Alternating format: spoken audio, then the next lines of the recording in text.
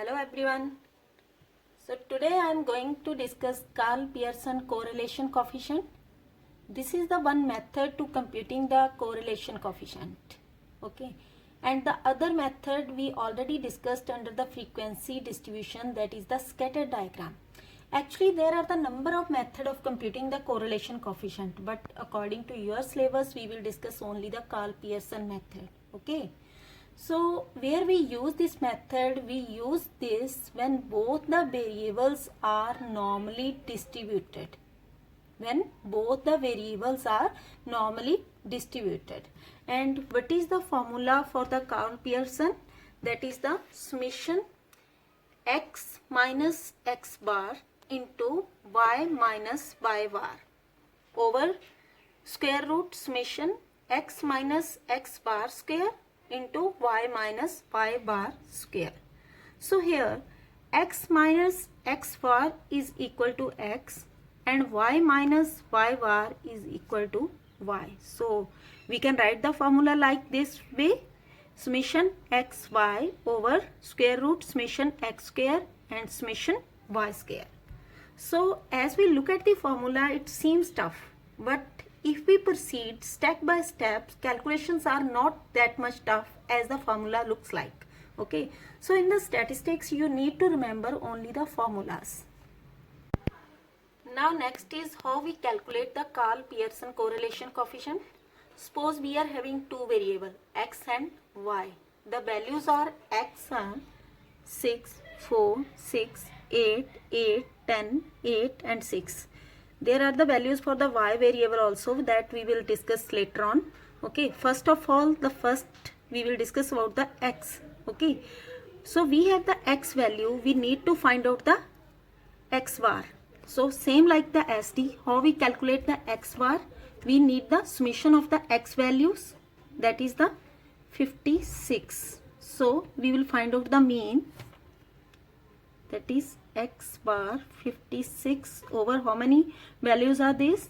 1, 2, 3, 4, 5, 6, 7 and 8. So it is 8. So our mean is equal to 7. Now we have the x value and x bar is the 7. Now we will calculate the x, means small x, for the every observation, that is x minus x bar, that is 6 minus 7, that is minus 1,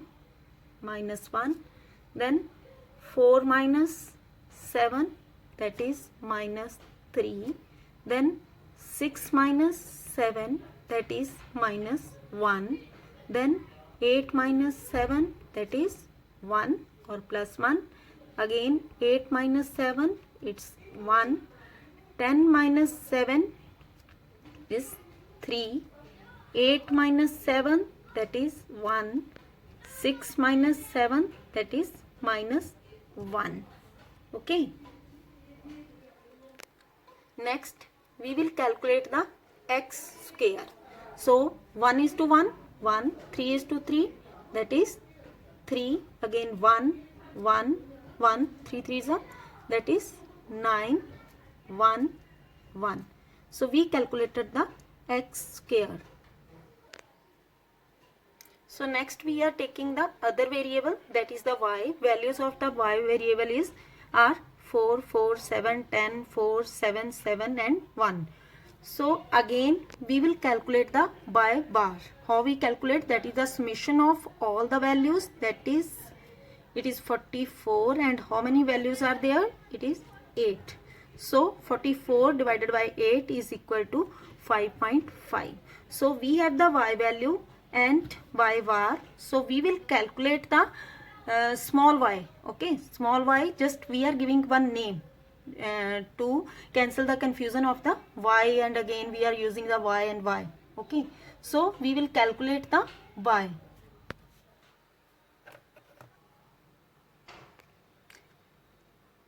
Now we will calculate the y, that is y minus y bar, that is 4 minus 5.5, it is minus 1.5, then 4 minus 5.5 again it is minus 1.5. Then it is 7 minus 5.5, that is plus 1.5. Then 10 minus 5.5, that is 4.5. 4 minus 5.5, that is minus 1.5. Then 7 minus 5.5, that is 1.5. 7 minus 5.5, that is 1.5. Then 1 minus 5.5, that is minus 4.5. Okay.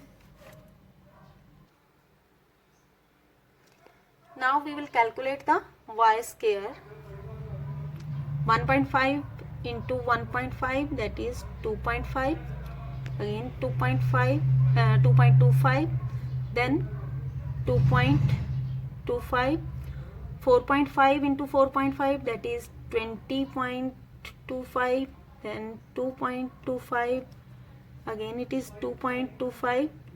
Then 2.25. Again 20.25. Okay, in this way we will calculate the y square. Now next we will calculate the x into y. Okay, so this is the x and this is the y we have. Okay, so we will multiply the x into y. So first value x, that is minus 1 into minus 1.5. So that will be plus 1.5. Okay, next is the minus 3 into minus 1.5, that is plus 4.5. Then the third is minus 1 into 1.5. It is minus 1.5. Then the next value is the 1 into 4.5, that is the plus 4.5. Then the next is 1 into minus 1.5, that is minus 1.5. Next is the 3 into 1.5, that is plus 4.5. Next is the 1 into 1.5, that is plus 1.5. And the last one is the minus 1 into minus 4.5, that is plus 4.5. Okay. Now we will do the summation of the plus value, then the summation of the minus value. Okay, and we will get our answer, that is summation of x and y. By keeping the values of the plus and minus different from each other, we will do the summation. Okay, so summation of these is 18. Then we need the summation of y square, that is the 54. We also need the summation of x square, that is 24. Okay.